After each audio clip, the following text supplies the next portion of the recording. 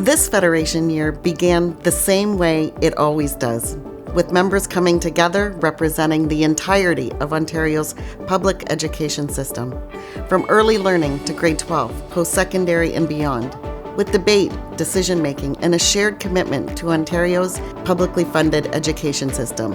Across job classes, regions, and communities, OSSTF FASO moved forward together, grounded in solidarity and ready for the work ahead. This past year reminded us why this federation exists.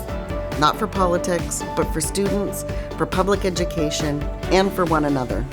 We are done letting governments and school boards set the limits of what's possible. We are done accepting scraps of a broken system, and we are done with the culture of fear that tells us to lower our expectations before we've even begun to bargain. Even in the face of underfunding, rising pressures, and real challenges in our schools, campuses, and workplaces, members across Ontario showed up with resolve, compassion, and solidarity. That collective commitment is our strength, and it continues to move us forward. This was a year defined by collective action, a year shaped by challenge, resolve, and the strength of our members.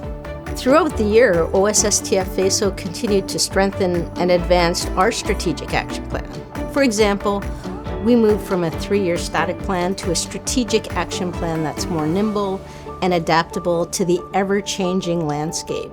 We are focused on our long-term capacity building, our internal strength, as well as our shared priorities.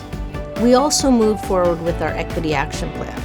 So we did things like hosting regional equity officer training, education sessions, and resources that are specifically designed to build more inclusive, representative, and an equitable union, as well as education spaces. This work reflects a clear understanding that our solidarity must be intentional, but also actively built. Both of these plans will continue to serve the membership for years to come as our federation continues to grow and we learn, and we want to move our federation forward together. And of course, protecting our collective membership remains at the core of this federation's work. And it takes on many forms. Through grievance and arbitration work, we have tirelessly protected the negotiated collective agreements of tens of thousands of members. We've stood firm in advocating for the health and safety of all members at their work sites. And we continue to challenge systemic inequities as we fight for pay equity for education workers and defend pensions through OMERS and OTPP. Throughout it all, OSSTF FASO has remained resolute to standing up for the rights, security, and dignity of education workers and teachers across Ontario. Union training remains a central focus for OSSTF FASO. From the re-envisioning of the Union Leadership Academy to ongoing union training, we continue to invest deeply in building member capacity. We have delivered more than 100 individual workshops at over 17 locations across Ontario, ensuring that members across the province have access to meaningful learning opportunities. Beyond these training initiatives, OSSTF FASO also supports members through robust policy development, research, and professional learning. This work empowers members to raise their voices in support of a strengthened public education. Our efforts include advancing work on school safety, research grants, supporting leadership development, and collaborative spaces like the Credit Integrity World Cafe and Labor Notes Troublemakers School. We remain consistently committed to expanding and deepening union training so that member expertise informs our advocacy, priorities, and practice. And that collective voice was heard and felt beyond just our federation. Coalition remains our heart as we continue to work and collaborate with our education affiliates, labor allies, workers' rights organizations, and international partners. OSSTF FASO strengthened relationships across every sector, both public and private. Borders spanning both provincial and international. We came together with partners and allies to reinforce the understanding that public education and workers' rights are intertwined, and that our struggle, the workers' struggle, is shared across our country and the entire world. This year, our members organized and mobilized like never before.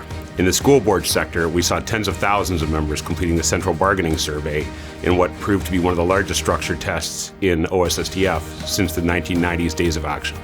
In the university sector, we've seen unprecedented degrees of member engagement and mobilization as universities face the effects of years of underfunding and impending staff layoffs.